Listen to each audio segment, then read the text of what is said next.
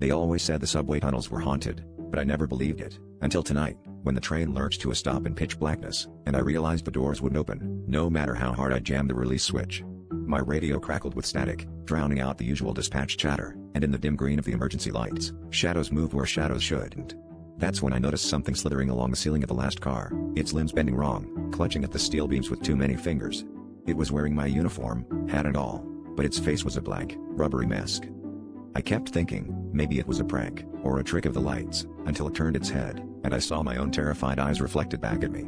The thing grinned, impossibly wide, and started to move toward the front of the train, crawling with a speed that made my stomach lurch. My heart pounded as I fumbled for the emergency hatch, but it was jammed shut, sealed tighter than I'd ever seen. The thing's hands, my hands, drummed on the ceiling above me, matching the frantic rhythm of my pulse. I tried to call for help, but my phone showed only static and a single notification: "Welcome home, conductor." My breaths fogged up the glass, and I pressed my face to the window, desperate for any sign of life in the tunnel beyond. But all I saw was 100 pale faces pressed against the other side of the glass, watching, waiting, their mouths moving as if chanting a name I couldn't quite remember. The thing in my uniform dropped from the ceiling, landing inches from me, and I realized too late that it didn't just look like me, it was becoming me. As the lights flickered and the train lurched forward on its own, a memory surfaced, an old warning from a retired conductor: "The tunnels remember. If you ever see yourself, don't let it catch you." I screamed, but it was drowned out by the screech of iron and the chant of faceless passengers.